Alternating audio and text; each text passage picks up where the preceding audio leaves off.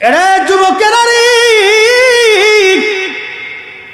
আব্বা সালামদার যুবক, নবীর প্রেমিক, রাসূলের মহব্বতে নিজের জীবন কুরবানি করার জন্য পানির মশকখানা হাতে নিলেন। হাতে নেওয়ার পরে যুবক সুদূর ঘোড়া দাবড়াইয়া ফোরাত নদীর তীরে যাইয়া দেখলো হাজার হাজার ইয়াজিদের সৈন্যরা ব্যারিকেড দিয়ে ফোরাত নদী ঘিরে দাঁড়িয়ে আছে। জিজ্ঞেস করলেন, রে ইয়াজিদের সৈন্যরা, প্রথমত প্রশ্নের জবাব দাও, তোমরা মুসলমান না কাফের? ওরা জবাব দিল, আমরা মুসলমান।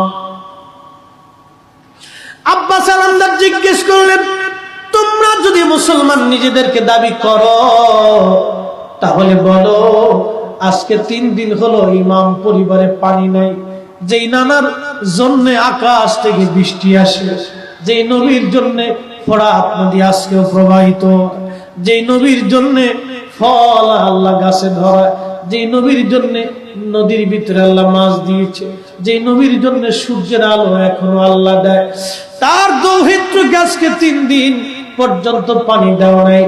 সত্য আলী আসগরের কান্নায় আমি আব্বা সালামদারের কলিজা বারবার চিরে আসে। জয়নুলের কান্না আসলে আমি আব্বা সালামদার সহ্য করতে পারি না। আজকে 3 দিন সাকিনা, উম্মে কুলসুম, জয়নব, নবী পরিবারের জান্নাতি ফুলগুলি 3 দিন পর্যন্ত পানির জন্য তৃষ্ণায় কাঁদতেছে, কাতর হয়ে গেছে। তোরা যদি মুসলমান দাবি করো, আমি একটা মশক আনছি, তোমরা এই মশক ভরে ইমাম পরিবারের জন্য একটু পানি দিয়ে যাও।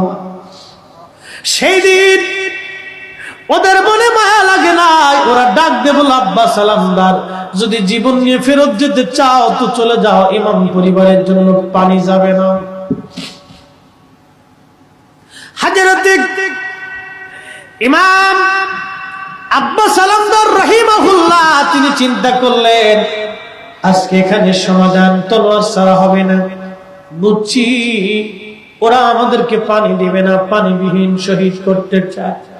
হযরত আব্বা সালামদার খুব বীর মুজাহিদ ছিলেন, বড় হাশিমের সন্তান, নবী পরিবারের সন্তান, কলিজার ভিতরে বিরাট বড় সাহস, তেজদীপ্ত ভাবে তলোয়ার চালাইতে লাগলে প্রচন্ড যুদ্ধ হয়। প্রচন্ড যুদ্ধের এক পর্যায়ে শত শত লাশগুলি ডিঙ্গাইয়া হযরত আব্বা সালামদার ফোরাত নদীর মধ্যে পানির মধ্যে ঝাঁপিয়ে পড়লেন। মশক ভরে পানি নিলেন। পানি নেওয়ার পরে আব্বা সালামদার আজলি ভরে পানি নিলেন, পান করবেন। ঠিক তখনই মনে পড়ে গেল, আমি যে পানি পান করব আমার